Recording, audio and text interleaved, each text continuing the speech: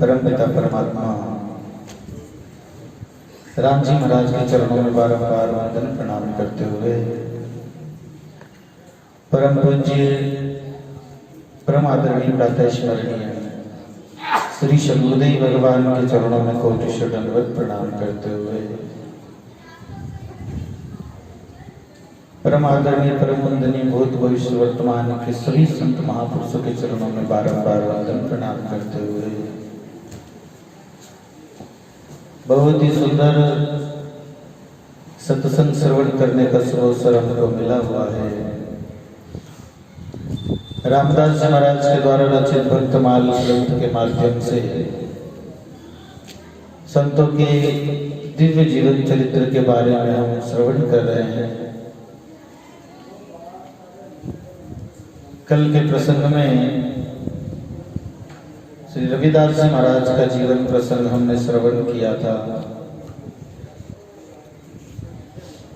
कुछ प्रसंग उनके जीवन का थोड़ा सा बाकी था। रविदास जी महाराज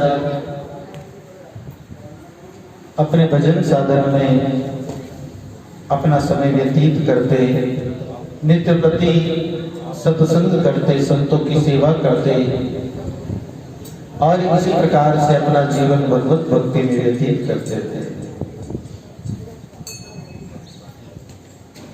एक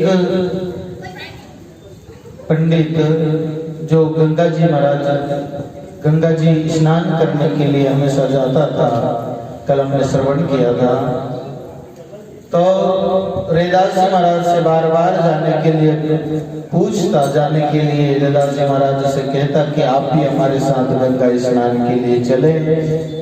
लेकिन रविदास जी महाराज अपनी व्यवस्था बताते हुए कहते कि भैया मैं जा नहीं सकता, क्योंकि मेरे पास इतना समय नहीं है। मुझे नित्य प्रति कार्य करके और अपनी जीविका को चलाना पड़ता है। अगर एक दो दिन यहाँ से चला जाऊं तो घर के लोग क्या खावे, इसलिए हमारे लिए तो गंगा मैया यही है, आप ही जाइए।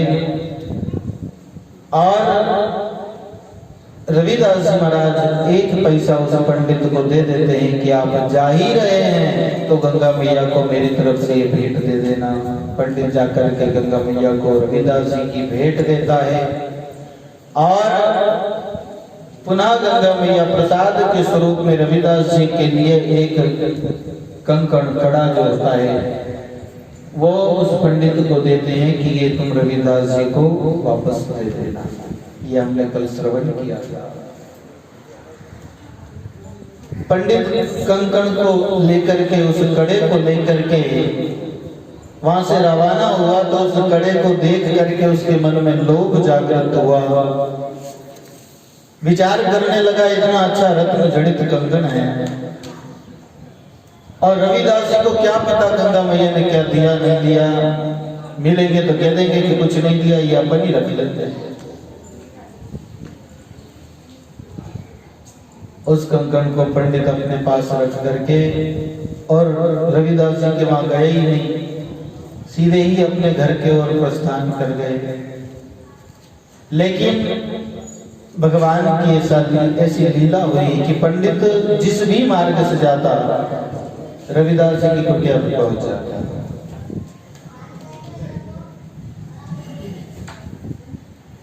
कितनी बार वो घूम घूम करके इधर उधर से आया, लेकिन अंततः वो रविदास जी की कुटिया पर पहुंच जाता। आखिर में हार करके पंडित जी ने वो कंकड़ जो है रविदास जी को दे करके तथा सब वृत्तांत कह दिया। परम अकिंचन श्री रविदास जी ने वो कंकड़ पंडित जी को ही दे दिया कि भैया ये तुम ही रखो, मुझे इसकी आवश्यकता नहीं है, मैं क्या करूं।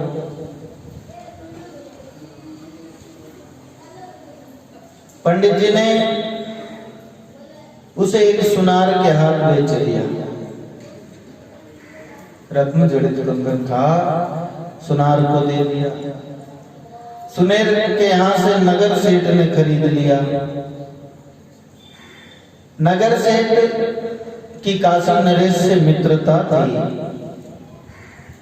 एक दिन सेठ की स्त्री उस कंकण को पहन करके रानी से मिलने के लिए गई।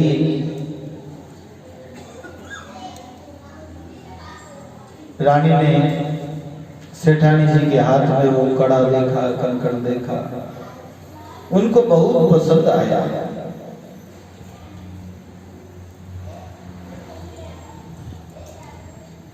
सेठानी जी ने वो कंकण जो है फिर रानी जी को भेंट कर दिया। पसंद आया तो मित्रता होती है, वहां फिर संकोच भी नहीं होता देने लेने में। सेठानी जी ने वो कंकण रानी को भेंट कर दिया। रानी ने वह कंकण राजा को दिखाया। राजा को कड़ा दिखा करके बोली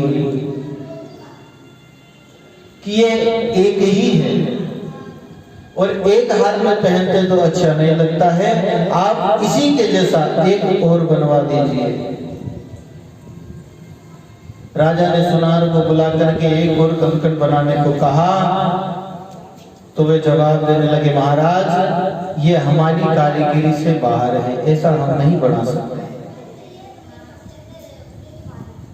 ये जो बना हुआ है इसकी जो कारीगरी करी हुई है, इसमें जिस प्रकार से कला कृति दिखाई हुई है, ये हम नहीं कर सकते। ये तो ईश्वर के हाथ का बनाया हुआ मालूम पड़ता है। तब राजा ने ये खोज कराई कि ये कंकण आया कहां से। राजा ने रानी से पूछा तुम्हें किसने दिया? बोले सेठानी जी के पास से देखा, अच्छा लगा तो ले लिया।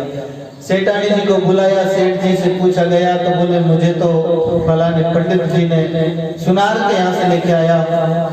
सुनार से पूछा गया भैया तुम्हें ये कहां से मिला? तो सुनार ने कहा मुझे फलाने पंडित ने ला करके दिया। पंडित को पकड़ा गया। पंडित से पूछा भाई तुम ये कहां से लाए? बोले महाराज ये मेरा भी नहीं है, ये तो रविदास जी महाराज का है, ये तो रविदास जी का है।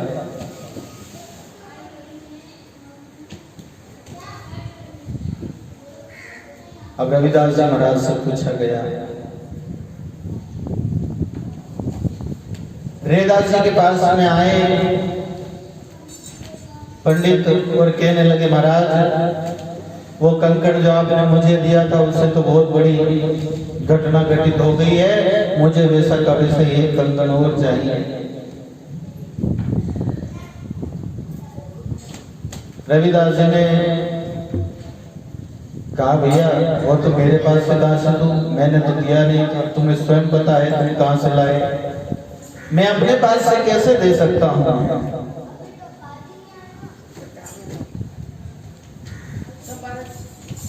रविदास जी महाराज को कहा गया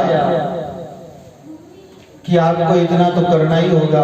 पंडित को राजा ने धमकी दी अगर ऐसा तुम नहीं लाओगे तो तुम्हारे को दंड दिया जाएगा। पंडित रविदास जी के चरणों में पड़ करके प्रार्थना करता है महाराज आप कहीं से भी ये कंगन जरूर हमें एक और ला करके देवे, अन्यथा तो हमारा जीवन संकट में है। रविदास जी ने कहा भैया कौन गंगा जी जावे, तुम खुद गए थे, मैं तो कभी जाता नहीं। लेकिन ज्यादा प्रार्थना करने पर पहले तो रविदास जी ने टाल मटोल किए, लेकिन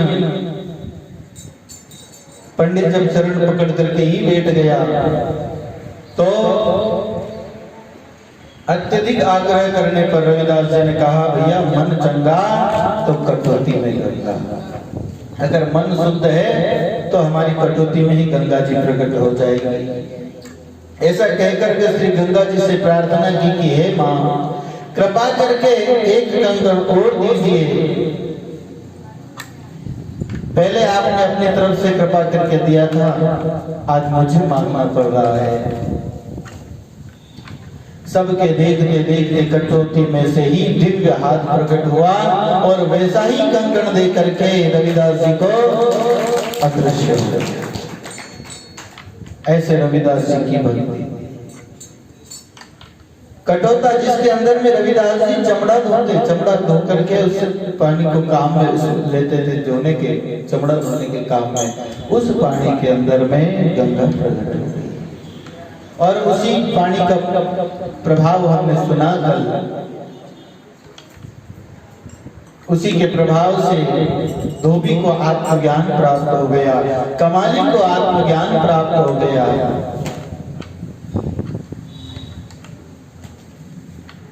रविदास जी का ये चमत्कार देख करके सब दंग रहे।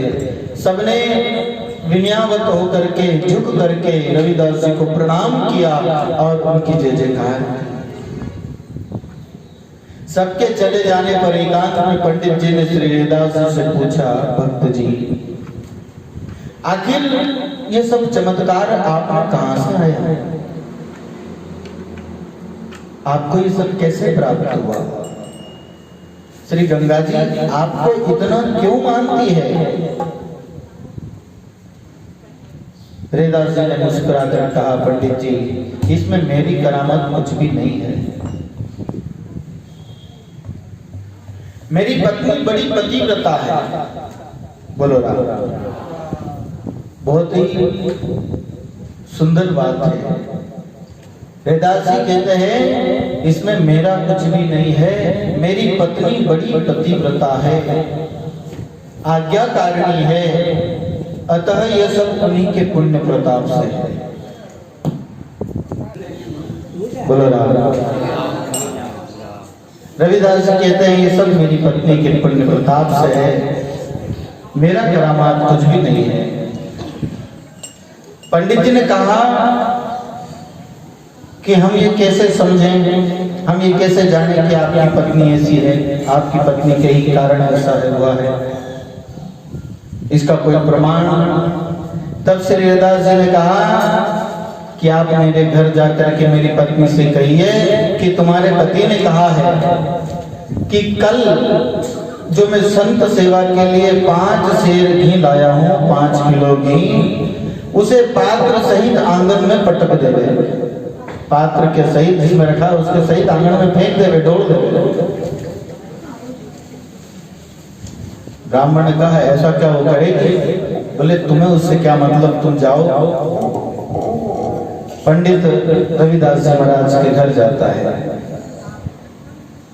और ब्राह्मण ने जाकर के कहा, हे देवी, रविदास जी महाराज ने कहा है कि कल जो वो संत सेवा के लिए 5 सेर घी रख दिए हैं उसको तुम पात्र के सहित आंगन में डाल दो, ऐसे उनका आदेश है।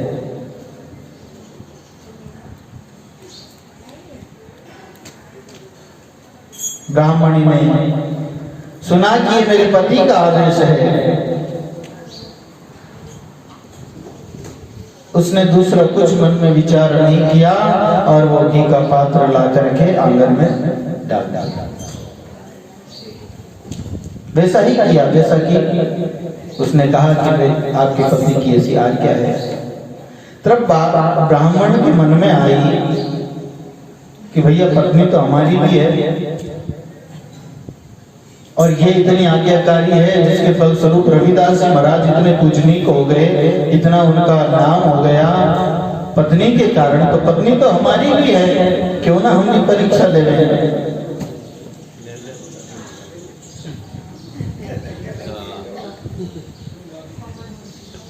पंडित जी घर आए अपनी पत्नी की परीक्षा लेने के लिए। मैंने विचार किया कि देखो मेरी पत्नी कितनी आज्ञाकारी है। अतः आपने घर जाकर के ब्राह्मणी से बोला कि मैं कल यजमान के यहाँ से 1 पाव, कितना 1 पाव, वो 5 किलो था, 1 पाव घी लाया हूँ, उसे पात्र सहित आंगन में फेंक दो।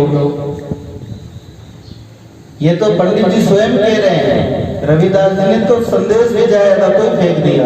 अब तो पंडित जी स्वयं अपने मुंडों कह दिया। ये सुनकर के ब्राह्मणी बिगड़ी, गुस्साई और बोली, भांग अधिक पी हो गए।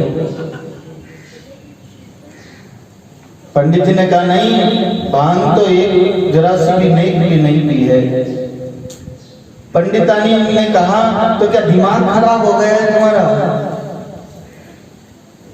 पंडित जी के नहीं, दिमाग भी खराब नहीं है, बिल्कुल होशो हवास में कह रहा हूं, मेरी आज्ञा का पालन करो। तब पंडित ने और झुझला करके गुस्से में आकर के बोली, लगता है आज तुम सटिया गए और झाड़ू लेकर के मारने दौड़े। तो पंडित जी माथा ठोका कि हम कहां से विष्णु सहस्त्र नाम का पाठ करेंगे, क्या करेंगे, जब घर में ही कुलक्ष्मी विराजी है तो दूसरे कुछ करने से क्या लाभ होने वाला है। गंगा मैया को कैसे मनाए, किस भगवान को मनाए। इसलिए कहने का तात्पर्य यह है कि पत्नी को पति की आज्ञा का पालन करना चाहिए और पति की आज्ञा का पालन करना पत्नी का परम धर्म है। और किसी की माने ना माने, पति की आज्ञा का पालन करे।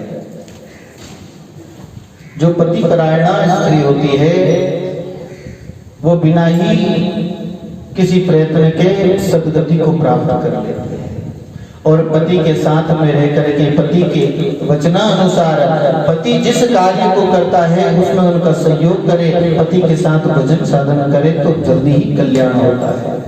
और शास्त्र तो कहता है स्त्री को अलग से किसी और धर्म शास्त्र को पढ़ने की किसी अलग से गुरु की आवश्यकता ही नहीं होती है, पति ही उसका गुरु होता है। और मान लो गुरु धारण करे तो पति ने जिनको गुरु धारण किया है उन्हीं के अंदर गुरु भाव करके और पति की आज्ञा का पालन करे, ऐसा धर्म शास्त्र का कहना है। पत्नी के लिए सब प्रकार से पति पूज्य है।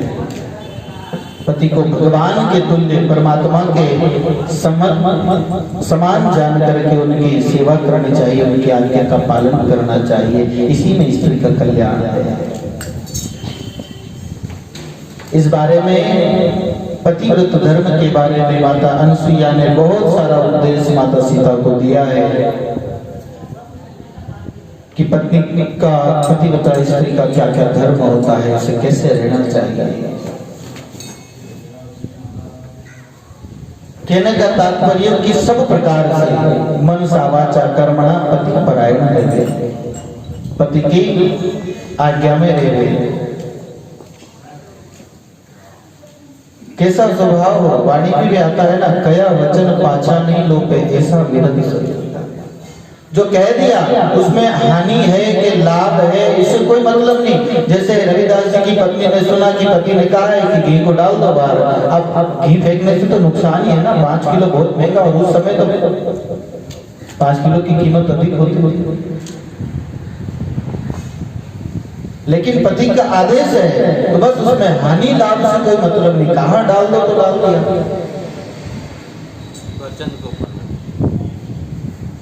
ऐसे जीवन हो। और जो पति के प्रतिकूल चलती है, आज्ञा का पालन नहीं करती है और अपशब्द का प्रयोग करती है, जो निरंतर पति से विरोध रखती है, ऐसी स्त्री के लिए रामायण में तुलसीदास जी एक चौपाई लिखते हैं कि पति प्रतिकूल जन्म जहां जाई, विधवा होई तरुण परिणाम। जो स्त्री पति के प्रतिकूल चलती है, आज्ञा का पालन नहीं करती और उनके विपरीत आचरण करती है, वो कहीं पर भी जाकर के जन्म लेगी। इस जन्म में तो सुख पाना ही नहीं है, आगे भी जहां जन्म लेगी वहां भरी जवानी में विधवा हो जाएगी। इसलिए स्त्री का सर्वप्रथम धर्म है पति की सेवा करना, पति की आज्ञा का पालन करना। उनके बाद में बाकी सब आते हैं, पति के बाद में बाकी दूसरे सारे रिश्ते नाते सब आते हैं, पति के बाद में सब आते हैं। भगवान को भी बाद में ही पूजें, पति को ही परमात्मा जान करके उन्हीं की सेवा करें। ऐसी ऐसी महान हमारे इस देश में नारियां हुई है जिन्होंने भगवान को भले ही नहीं माना लेकिन अपने पति को भगवान माना है। और उनका नाम हम आज लेते, सती अनुसुईया, माता सीता, सुलोचना, ऐसे अनेक नारियां। तो रविदास महाराज कहते हैं कि भैया हमारी पत्नी के कारण ये सब है। पंडित जी ने जब स्वयं की पत्नी की परीक्षा ली तो इस प्रकार से घर का पता चला कि घर में पत्नी जी की कर है।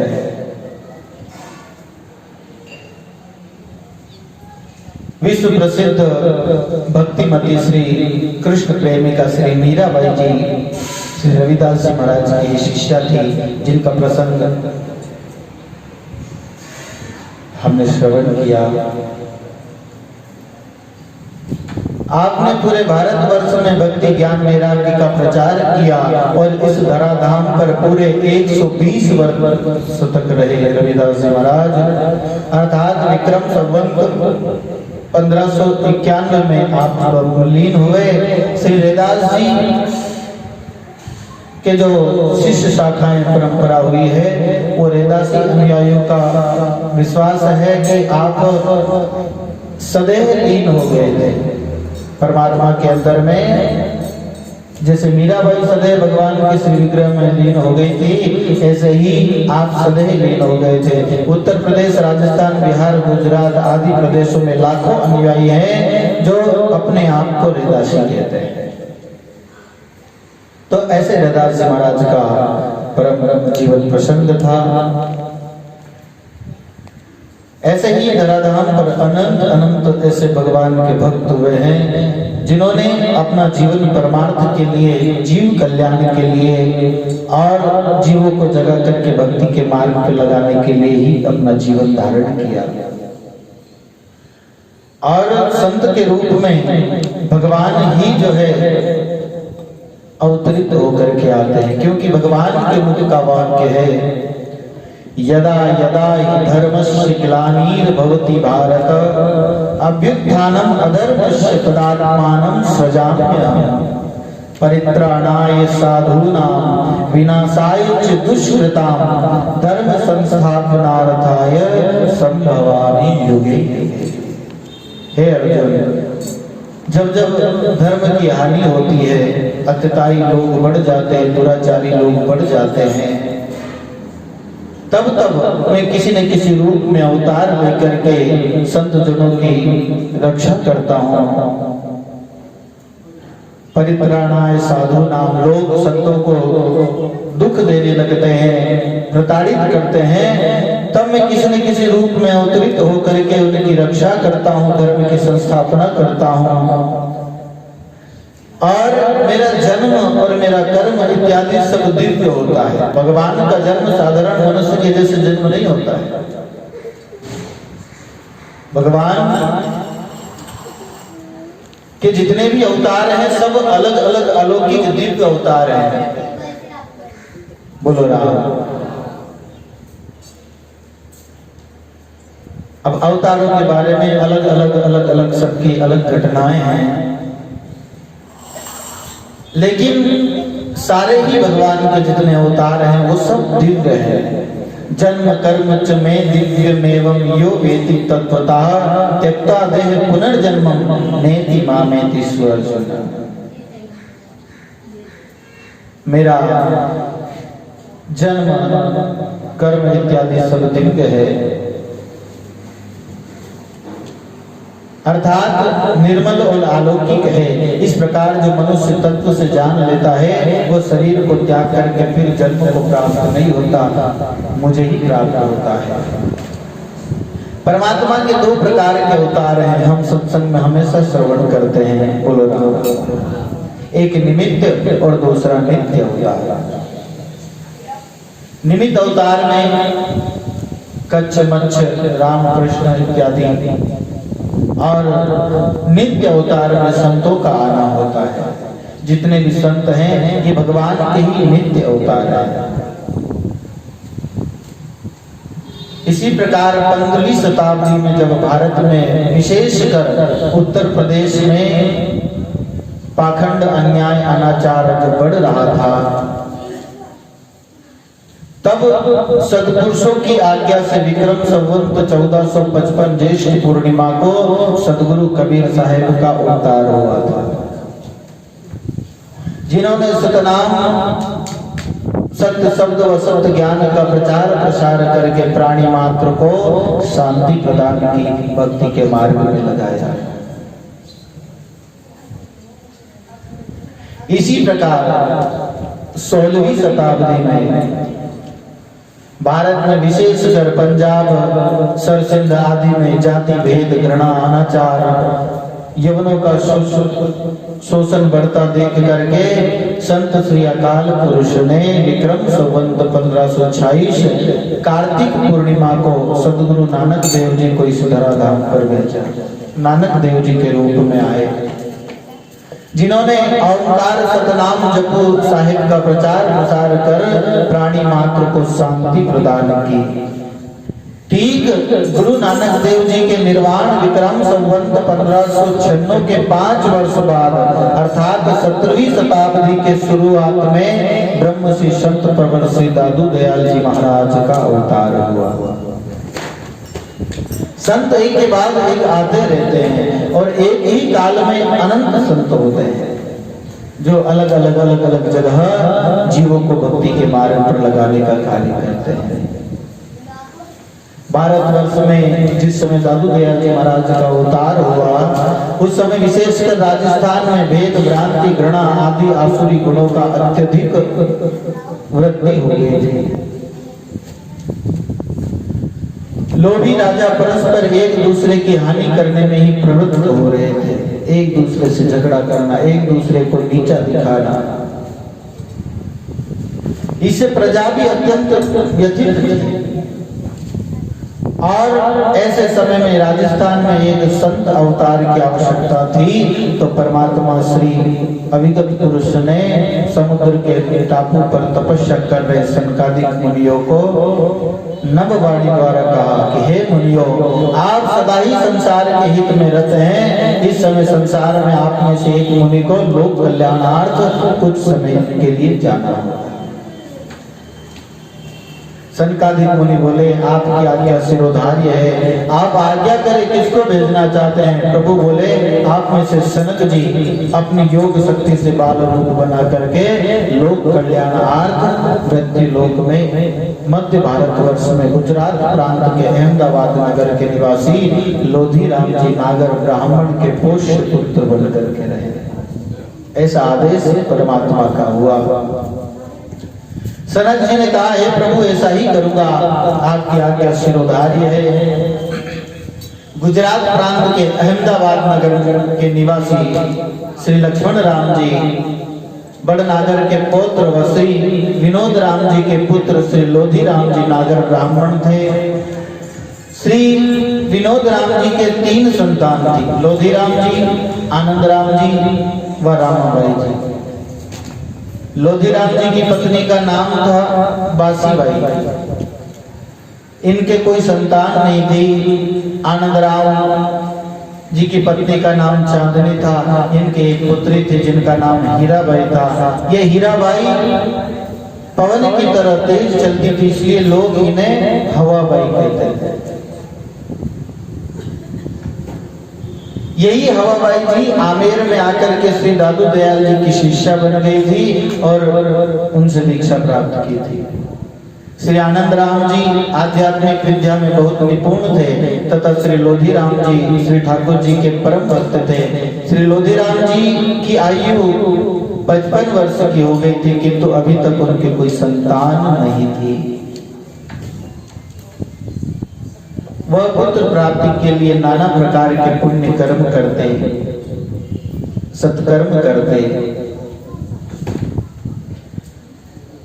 पुत्र प्राप्ति के लिए नित्य प्रभु से प्रार्थना करते, साधु सेवा करते।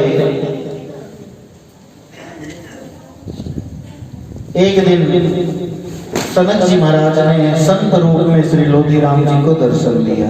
बोलो राम। लोधी राम ने संत जी को देख करके दंडवत प्रणाम किए, फिर हाथ जोड़ करके सामने खड़े हो गए और पुत्र न होने की चिंता से उस समय भी उनका मन खिन्न व दुखी था।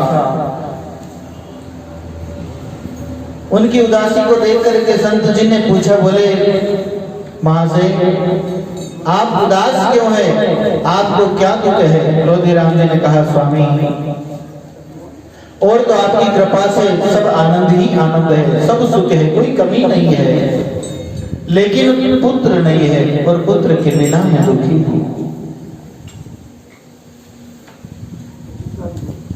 तब संत जी ने कहा कि तुम्हारे और पुत्र तो नहीं होगा, तुम्हारे यहाँ पुत्र जन्म तो नहीं होगा, लेकिन तुमको पोष्य पुत्र की प्राप्ति होगी। लोधी राम जी ने पूछा, भगवान वो कहां से और कब प्राप्त होगा? संत जी ने कहा, तुम जब साबरमती नदी पर स्नान करके जहां प्रभु का भजन करते हो, उसी स्थान पर प्रातः काल नदी के जल की तरंगों में बहता हुआ एक अति तेजस्वी बालक मिलेगा, उसी को ले आना, वही तुम्हारा पोष्य पुत्र होगा। ऐसा कहकर के वसंत जी तो वहां से अंतर ध्यान हो गए। इस घटना को श्री लोधी राम जी ने अपनी पत्नी को बताया तो वह भी प्रसन्न हुई। दूसरे दिन प्रातः काल विक्रम संवत 1601 फाल्गुन शुक्ल अष्टमी बृहस्पतिवार छत्र योग पुष्प नक्षत्र के समय प्रातः काल श्री लोधी राम जी साबरमती नदी में स्नान करने के लिए नदी के तट पर आसन लगा करके भगवत भजन कर रहे थे। उसी समय सनक जी ने अपनी योग शक्ति से एक नौका में आकर के एक बालक का रूप बना करके वहां पर प्रकट हुए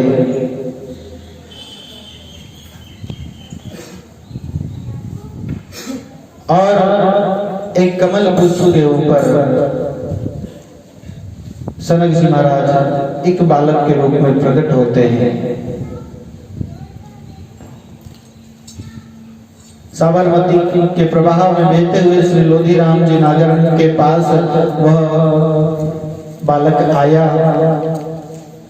उसे देख करके उन संत जी का वरदान भी लोधी राम जी को याद हो आया। वो शीघ्रता से उठे और उस नन्हे तेजोमय बालक को अपने हाथों में उठा करके जल से बाहर आए। उन्होंने प्रभु का धन्यवाद किया। उसी समय सिंहासन आलोक हो गया, क्योंकि वो तो भगवत कृपा से आया था और जिन संत ने उनको दर्शन दिया वही बालक होकर के लोधी राम जी के पास में आए। तो इस प्रकार से दादू जी दयाल महाराज इस धराधाम पर अवतरित हुए। बोलिए दादू जी दयाल महाराज की। लोधी राम जी बालक को लेकर के बड़े प्रसन्न हुए।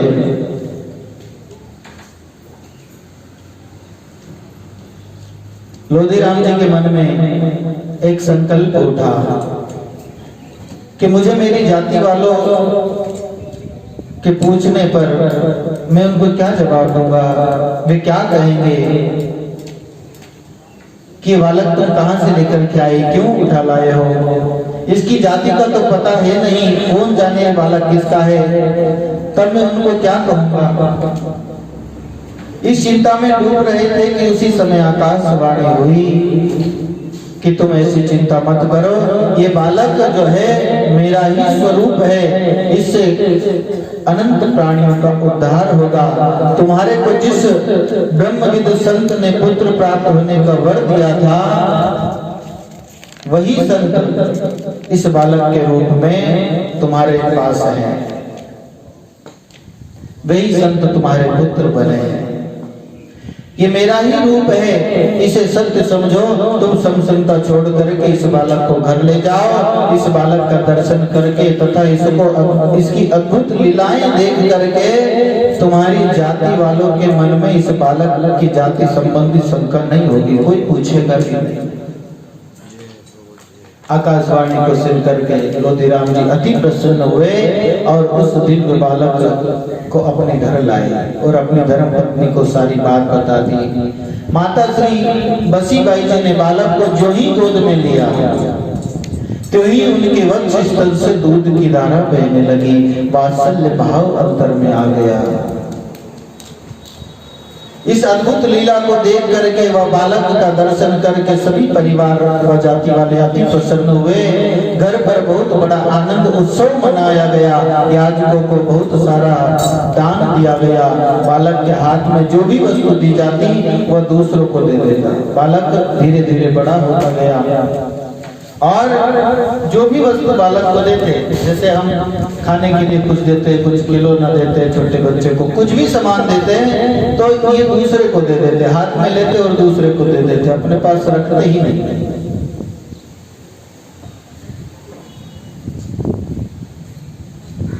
और इसी महान गुण को देख करके परिवार वालों ने बालक का नाम दादू रखा। इस प्रकार आनंद आनंद में 3 वर्ष व्यतीत हो गए। इन्हीं दिनों में राजस्थान के लुडार प्रदेश से सिद्ध संत श्री मुकुंद भारती जी ने सनक जी के अवतार श्री दादू जी का दर्शन करने के लिए वहां आए। उनको पता चला कि सनक जी महाराज अवतरित होकर के धराधाम पर आए हैं, तो उनके दर्शन करने के लिए वो आए।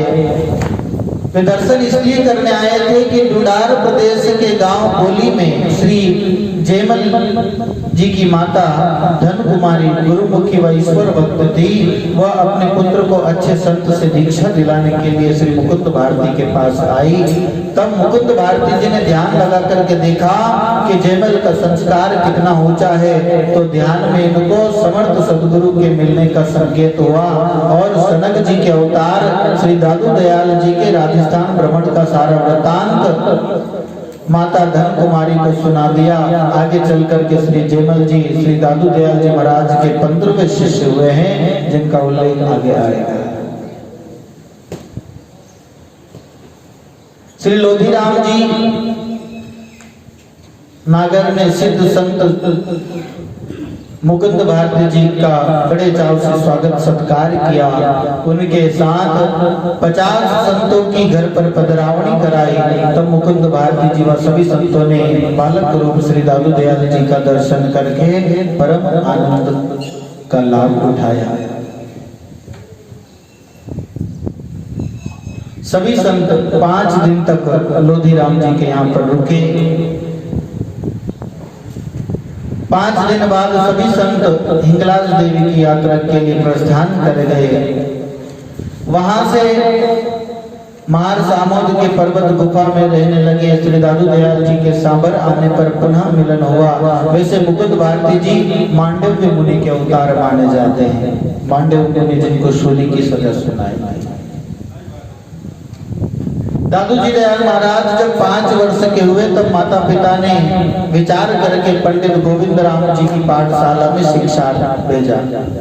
5 साल का बच्चा हो जाता है तो अपन स्कूल में भेजते। आजकल तो बच्चों बोल वाल आगे ना 2-3 साल को हुए भेजते रहे। 2-3 घंटा तो माता पिता लोग पीछे छूटे, कम से कम राखना नहीं पड़े। बट सर मैडम आप ही रखे।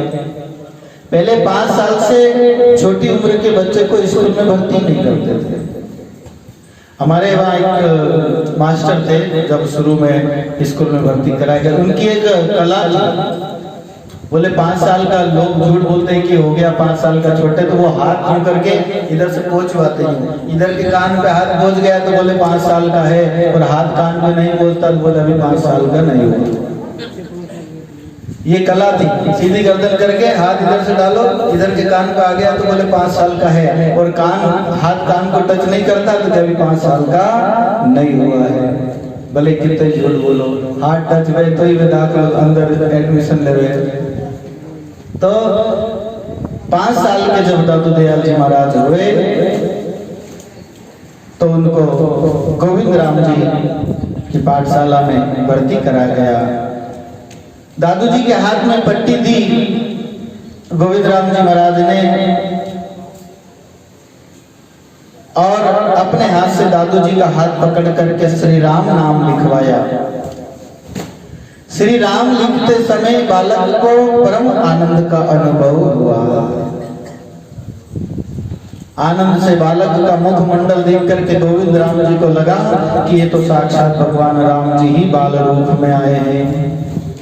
दादू जी ने अपनी मातृभाषा गुजराती थोड़े ही दिनों में सीख ली, फिर फारसी और संस्कृत भी सीख ली। उस समय श्री राजभाषा उर्दू थी, उसका भी दादू जी ने पूर्ण ज्ञान प्राप्त कर लिया। इस प्रकार 2 वर्ष व्यतीत हो गए। 7 वर्ष की अवस्था में एक दिन घर से विद्यालय की तरफ जाते हुए मार्ग में एक दिव्य स्वरूप अवधूत संत मिले। उन्हें देख करके श्री दादू जी ने शीश नवाया और उपदेश देने के लिए कहा। तब संत बोले, अभी तुम 7 वर्ष के बालक हो, तुम्हारी अभी बाल बुद्धि है, अतः उपदेश के लिए 11 वर्ष उचित रहेगा। ऐसा कहकर के संत अंतर ध्यान हो गए। बालक दादू जी हर्षित होते हुए घर आ गए। संत दर्शन के बाद दादू जी का मन पढ़ने में नहीं लगता था। अब पढ़ाई में मन कैसे लगे? वैसे भी आवश्यकता अनुसार अध्ययन हो चुका था।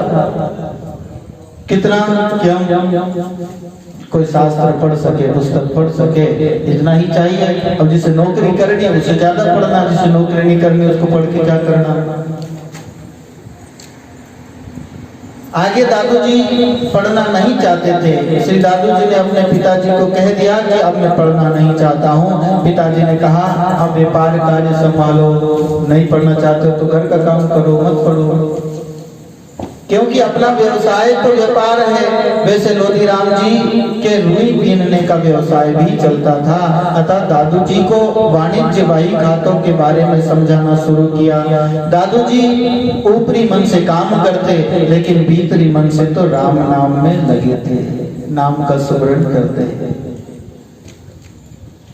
इस तरह श्री दादू जी के 10 वर्ष के हो जाने पर माता पिता ने दादू जी का विवाह करने का विचार किया। पहले शादी ब्याह छोटे-छोटे की कर देते थे। जब दादू जी ने विवाह रचाने की बात सुनी तो माता पिता को विवाह करने से स्पष्ट इनकार कर दिया कि मुझे विवाह नहीं करना है। बालक का ऐसा विचार जानकर के माता पिता ने भी अपनी जिद छोड़ दी।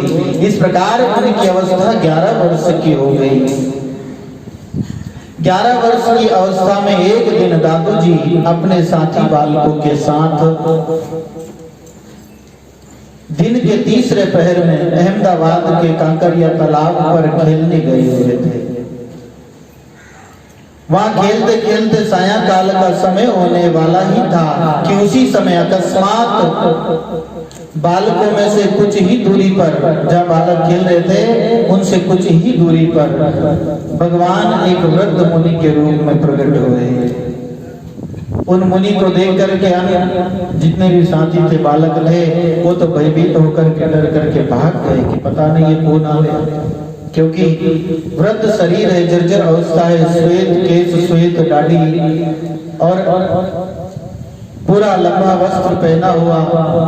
ऐसा देख करके भयभीत होकर के बालकी के बालक तो भाग गए, किंतु श्री दादू जी नहीं भागे और सहज गति से, ना तो कोई भय है, ना कोई किसी प्रकार का मुखमंडल पर कुछ नहीं, सहज अपनी अवस्था में दादू जी महाराज उनके पास में गए। वृद्ध रूपधारी भगवान के पास आए और श्रद्धा भक्ति से प्रणाम किया। चरणों में प्रणाम करके भेंट देने के लिए अपने कुर्ते की जेब में हाथ डाला तो 1 पैसा मिला।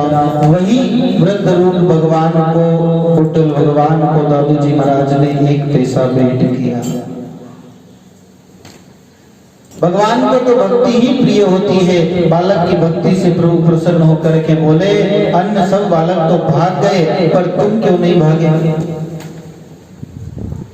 दादू ने कहा, प्रभु आपसे भाग करके कहां जाता है?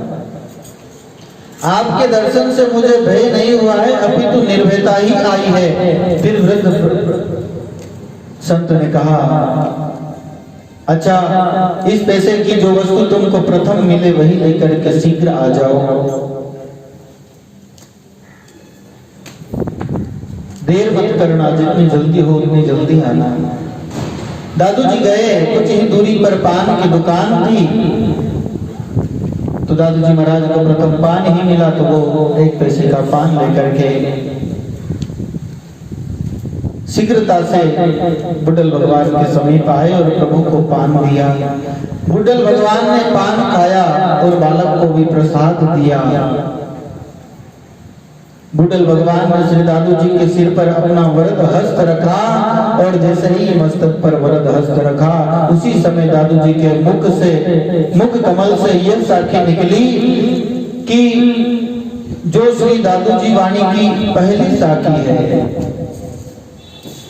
गेव माई गुरुदेव मिलिया पाया हम प्रसाद मस्तक मेरे कर दरिया दिख्या अगम अगाध। बालपने हरि दर्शन देना भगत बुडल होय नगर अहमदाबाद में दादू भजतु होय। अर्थात अकस्मात गुरुदेव प्राप्त हुए, उन्होंने हमारे मस्तक पर अपना वरद हस्त रखा, हमारे द्वारा दिया हुआ प्रसाद ग्रहण किया और मस्तक पर हाथ रख करके अगम परमात्मा की दीक्षा प्रदान की। उस समय मेरी बालपने की अवस्था थी, बालपने हरि दर्शन देना बालपने की अवस्था थी। अहमदाबाद के कंकरिया तालाब पर बुड्ढल भगवान ने हरि भजन करने की मुझे आज्ञा प्रदान की। इस प्रकार दादू जी दयाल महाराज की वाणी की साखी है। उक्त पद साखियों के बाद श्री दादू जी के मुख से समय समय पर कई साखियों के पद निकलते रहते थे, जिससे श्री दादू जी के शिष्य मोहनदास जी दफ्तरी, श्री संतदास जी, श्री रज्जब जी व श्री जगन्नाथ जी लिखते रहते थे, जो आज श्री दादू वाणी के रूप में विश्व विख्यात है। जो तुमने अभी अपने ज्ञान नेत्रों से मेरा स्वरूप देखा है, उसी का निरंतर भजन करते रहना। इसी निर्गुण स्वरूप की भक्ति का विस्तार करने के लिए ही तुम्हारा यह आगमन हुआ है। सांसारिक भोगों में लग करके मेरे इस निर्गुण स्वरूप को भूल मत जाना। सिर्फ दादू जी दयाल महाराज ने कहा कि नहीं भूलूंगा प्रभु, आपको मेरा बारंबार नमस्कार है, मैं आपको नहीं भूलूंगा। नमो नमो हरि गुरु नमो ताई गोसाई नमो नमो अकल निरंजन नमो नमो। बोलिए सतगुरुदेव भगवान की। नमो नमो हरि नमो नमो ताई गोसाई नमो नमो अकल निरंजन नमो नमो सकल व्यापी जिवि जगदीना नारायण निज नमो नमो। आपको प्रणाम है, नमस्कार है। दादू जी महाराज ने और वंदना की। दादू नमो नमो निरंजनम नमस्कार गुरुदेव तय वंदनम सर्व साधवा प्रणामम पारंगतः परब्रह्म परापरम सोमम देव निरंजनम निराकारम निर्मलम पश्य दादू वंदनम। ऐसे परमात्मा के चरणों में मेरा वंदन है, बारंबार प्रणाम है। इस प्रकार वंदन नमस्कार करने पर बुड्ढल भगवान ने कहा तुम्हारी इच्छा हो वही वर मांग लो। श्री दादू जी महाराज ने कहा बुड्ढल भगवान से कि अनन्य भक्ति की इच्छा प्रकट है कि अनन्य भक्ति ही चाहिए, मुझे और कुछ नहीं चाहिए। तब बुड्ढल भगवान ने प्रसन्न होकर के कहा कि ऐसा ही हो। और दादू जी दयाल महाराज ने बुड्ढल भगवान से फिर अपना जो पहले कर दिया हुआ था वो ज्ञान गुटका मांगा। बुड्ढल भगवान वो दादू जी दयाल महाराज को प्रदान करके अंतर ध्यान हो गए। आगे की जो घटनाएं है वो हम कल सत्संग में श्रवण करेंगे। बोलिए सतगुरुदेव भगवान की, अनंत कोटि संत महापुरुषों की। राम।